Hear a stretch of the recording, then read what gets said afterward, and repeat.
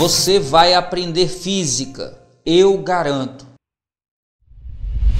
Atenção, fera. Quando a gente fala de força magnética, a gente precisa que exista um campo magnético e que esse campo magnético seja percorrido por cargas, na verdade, por portadores de carga que estão em movimento.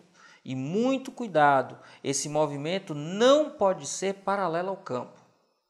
Como eu tenho portadores de carga em movimento, a gente pode estudar o que acontece sobre esses portadores individualmente, a intensidade da força sobre eles, ou a gente pode pensar no fluxo de cargas. Nesse vídeo a gente vai falar sobre o que acontece com o portador individualmente. Um portador cuja quantidade de carga em coulombs tem o símbolo Q, cuja velocidade em metros por segundo tem V, atenção, perceba que é vetorial. E eu tenho aqui o vetor indução magnética, carinhosamente chamado de campo magnético, dado em Tesla, para calcular a força de origem magnética que esse portador sofre. Lembrando, ele precisa estar em movimento. Se a questão falar sobre um portador de carga em repouso, você já sabe que não tem força magnética sobre ele. A intensidade da força magnética, o módulo da força magnética, é dado pelo módulo da carga, multiplicado pelo módulo da velocidade, multiplicado pelo módulo do campo. Nossa, é tudo em módulo, Ives? É, porque para determinar a direção e sentido, a gente usa a regra do tapa, que está nesse vídeo aqui, ó. Dá uma olhada que a gente já colocou aqui no canal. Tudo isso multiplicado pelo seno de um ângulo que a gente chama de θ. Ives, quem é o ângulo θ? O ângulo θ é o ângulo formado entre esses dois vetores aqui, ó. O vetor velocidade e o vetor campo magnético. Então, θ é o vetor formado entre eles. Atenção, muito cuidado agora. Como o seno de 0 graus é zero, quando o vetor B tiver o mesmo sentido que o vetor V, a força magnética é nula. Como o seno de 180 graus também é zero, se o vetor B e o vetor V forem paralelos, mas de sentidos contrários, também a força magnética é nula. Ou seja, quando V é paralelo a B, a gente tem força magnética nula. Então, atenção aqui em vermelho, chamando a atenção que se o vetor velocidade for paralelo ao vetor campo, a força magnética é nula, aqui o vetor zero.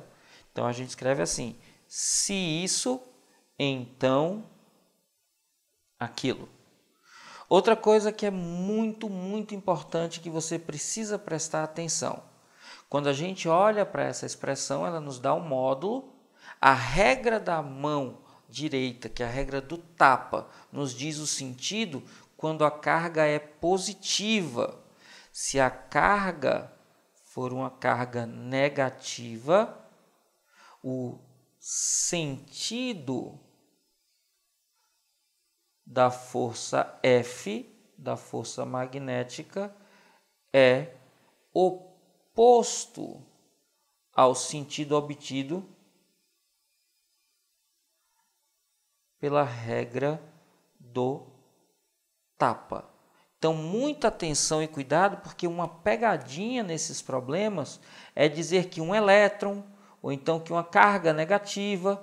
Então, falou em carga de sinal negativo, o módulo da força é calculado do mesmo jeito, mas o sentido da força, muito cuidado, é sempre oposto ao da regra do tapa. E uma outra coisa que é muito importante que você tem que ter atenção, a força magnética, quando ela não for nula, ela é simultaneamente perpendicular ao campo e à velocidade. E se ela é perpendicular ao vetor velocidade, muita atenção agora, não altera o módulo da velocidade, muda apenas a direção do movimento da partícula. Se a força magnética é perpendicular ao movimento, a força magnética não realiza trabalho. Muita atenção, vou dizer de novo. Como a força magnética é simultaneamente perpendicular ao campo e ao vetor velocidade, a força magnética não altera o módulo do vetor velocidade e a força magnética não realiza trabalho. Tranquilo? E aí, fera, já merece seu like? Então cai matando aí nesse like e já sabe, se tiver dúvida, deixa nos comentários que eu respondo. Um corpúsculo carregado com carga de 100 microcoulombs passa com velocidade de 25 metros por segundo na direção perpendicular a um campo de indução magnética e fica sujeito a uma força F de 5 vezes 10 elevado a menos 4 newtons. A intensidade desse campo vale... Veja que é força sobre partícula carregada. Aí é zero erro. O módulo da força magnética é igual a Q vezes V vezes B vezes seno do ângulo formado entre esses dois vetores. Como são perpendiculares, eu já sei que isso aqui vai valer 1, porque o seno 90 é igual a 1. Como que ele quer na questão é o valor de B, Q vezes V vai passar dividindo. Então eu tenho que o módulo de B é igual ao módulo de F dividido por carga vezes velocidade. Agora é só substituir. Foi dada a força 5 vezes 10 elevado a menos 4. Foi dada a carga 100 vezes 10 elevado a menos 6. E foi dada a velocidade 25. Ora, perceba que 100 é 10 ao quadrado. 10 ao quadrado vezes 10 a menos 6 dá 10 elevado a menos 4.